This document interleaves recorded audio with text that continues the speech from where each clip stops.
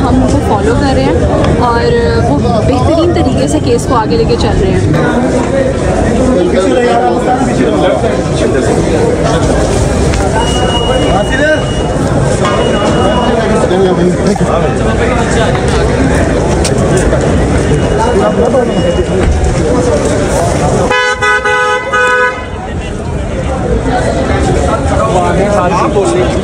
देखिए, हमारे वकील जो भी कह रहे हैं, जो भी कर रहे हैं, हम उनको फॉलो कर रहे हैं और वो बेहतरीन तरीके से केस को आगे लेके चल रहे हैं। तो क्या कहेंगे, आज बहुत होप थी कि डकी भाई को दूसरे हो जाएंगे, आप क्या समझती हैं?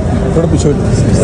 अच्छा, उसमें ये एक मेरा ख्याल है, गुजारिश ये है कि सारी आप तमाम मेरे जो इंतहाई काबिल एहतराम कोर्ट रिपोर्टर्स कोर्ट में मौजूद थे, आप लोग आपने तमाम मेरा ख्याल डिटेल आर्गूमेंट्स आपने ख़ुद भी सुने हैं और कुछ एक्चुअली रिपोर्टर्स कोर्ट में मौजूद थे, आप लोग आपने तमाम मेरा ख्याल डिटेल आर्गूमेंट्स आपने ख़ुद भी सुने हैं और कुछ एक्चुअली मैं कुछ ऐसा रिमार्क यहाँ देना नहीं चाहता, लेकिन एक बात मैं ज़रूर करूँगा कि जैसा कि हमने आज कोर्ट कोशिश किया कि आज की जो उनकी एप्लीकेशन थी कि जी फर्दर कुछ बैंक अकाउंट्स और एटसेट्रा ये वो रिक्वेस्ट है जो पिछले वो तकरीबन हर रिमांड पे सेम एप्लीकेशंस लेके आ रहे हैं। वो आपके सामने एप्लीकेशन मौजूद ही है, उसमें आप खुद भी कंपैरिजन कर सकते हैं।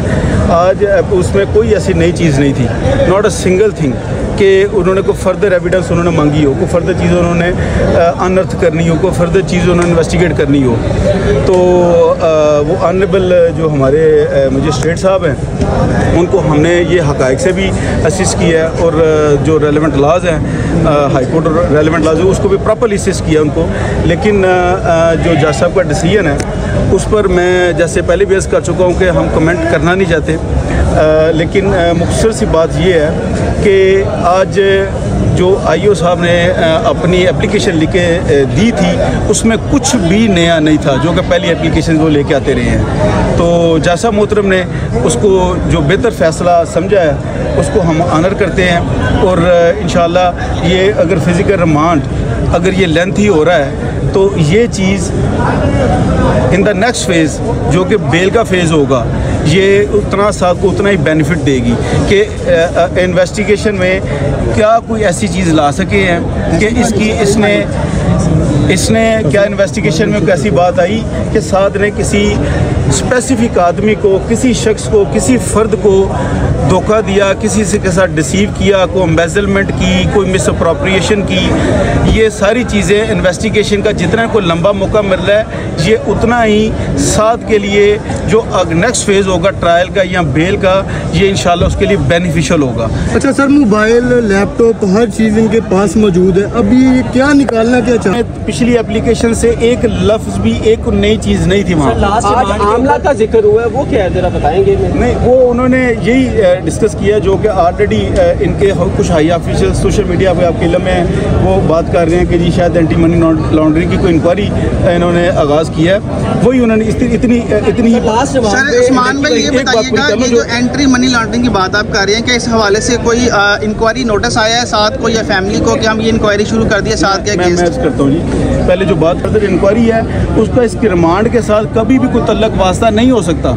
ये लॉफुल बात है, लीगल बात है ये तो, बल्कि उन्होंने खुद ये कंसीडरी स्टेटमेंट दे दी कि बेसिकली इस एफआईआर को, इस फिजिकल रिमांड को यूज़ किया जा रहा है किसी अदरवाइज़ किसी अपने फर्दर प्रोसीडिंग के लिए या मकसद के लिए, जो कि हमारी लीगल अंडरस्टैंडिंग ये है कि जो कि लीगली जस्टिफाइड नहीं है। रही बात नोटिस की, तो अभी तक हमें कोई नोटिस, लीगल नोटिस प्रॉपर्ली वसूल नहीं है। सर लास्ट रिमांड के ऊपर डकी ने कुछ स्टेटमेंट दी थी अदालत में कि मुझे अदारों पे यकीन है, जो निकालना है वो निकाल लें मजीद स्टेटमेंट के लिए, उसके बाद मजीद रिमांड बनता था। यही बात हमने आज ऑनरेबल कोर्ट को भी सीज की है कि उनको कि साद ने विद बोनाफाइड इंटेंशन एक मुस्बत सोच से जब ये रिपीटेडली इनकी रिक्वेस्ट देख के तो उसने वॉलंटेरीली विद हिज ओन चॉइस उसने ऑनरेबल कोर्ट के सामने अपने आप को सरेंडर किया कि सर जो फर्दर मुझसे ये अगर कुछ चाहते हैं तो I am ready to cooperate with them. और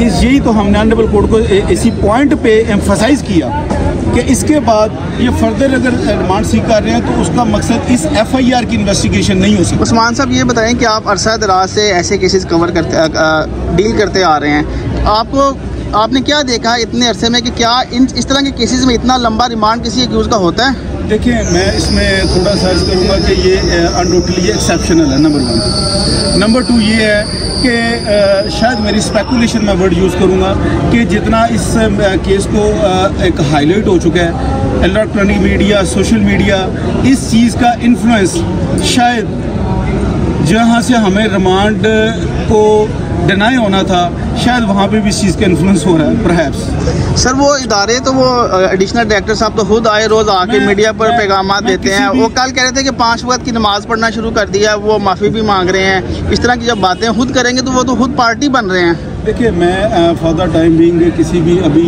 जो अदारे हैं उनके बारे में कोई ऐसी बात नहीं कहना चाहता कि हालांकि एक मैं बात ज़रूर करूंगा जो मैंने पहले भी बात गुजारिश की थी कि जो भी कुछ ज़िम्मेदार लोग होते हैं वो ऑफिशियल्स होते हैं, ज़िम्मेदार सीट पर बैठे होते हैं, ज़िम्मेदार उनको रिस्पॉन्सिबिलिटीज़ होती हैं, तो प्री ट्रायल जजमेंट देना उनका राइट नहीं है। सर ऐसी कौन सी चीज़ है जो डकी भाई से निकल नहीं रही है? 19 दिन का रिमांड पहले भी हुआ है, 3 दिन का आज भी हो गया है। क्या चीज़ इदारे निकाल रहे हैं? कौन सी ऐसी मनी ट्रेल है, मनी लॉन्ड्रिंग है, कौन सी ऐसी डिवाइसेस है, कौन से ऐसे मोबाइल है जो अभी तक 19 दिन तक उससे जो है वो बरामद नहीं हो सके? This is the exactly question जो आपने अभी रेज किया, यही क्वेश्चन वो ले लें। वेट पहले इसका की जा रही थी और ये भी अफवाहें थी कि शायद आज 3 दिन का रिमांड या 2 दिन का रिमांड उनको मिल जाएगा, और वही हुआ, उनको 3 दिन का रिमांड मिल गया। गुजारिश ये है कि देखिए, मैंने जैसे अर्ज किया कि कोर्ट ऑर्डर के बारे में मैं मीडिया पे खड़ा होकर को स्टेटमेंट दूं तो वो शायद मुनासिब नहीं होगा। ये मेरा प्रोफेशन, जो मेरी लीगल बाउंड्री है वो मुझे इजाज़त नहीं देती। लेकिन मैंने जैसे प्रेयर्स किया कि शायद इस केस से जितनी हाइप ली हुई है उसका इन्फ्लुएंसेस शायद हों। लेकिन रही बात जो मेरे अभी भाई ने बात की कि क्या कोई नई चीज़ है, यही हमने इन डिटेल आर्गूमेंट्स में ये ऑनरेबल कोर्ट कोशिश किया था कि ईच एंड एवरीथिंग उसकी थ्रेशोल्ड कर ली है। वो चीज़ें वो इन्वेस्टिगेट कर रहे हैं जो कि इस FIR के रिलेटेड नहीं है।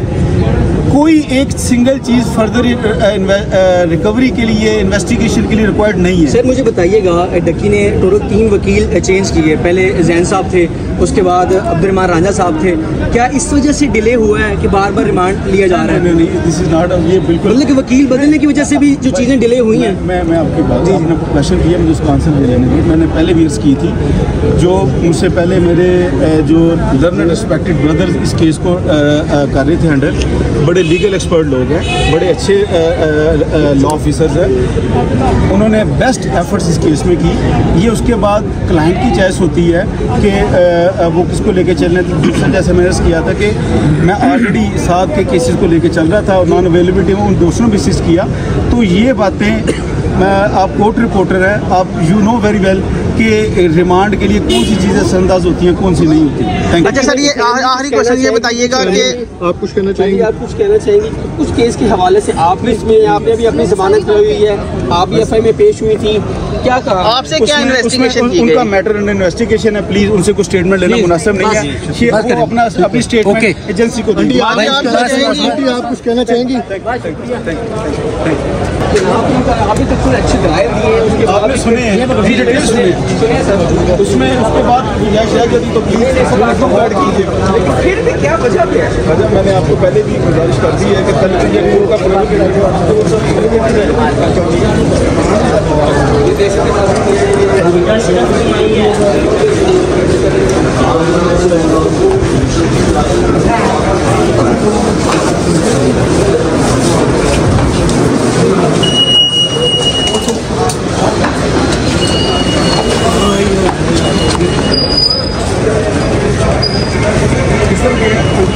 पानी शानी लड़की से खड़ी होती है, देखिए जा रही है।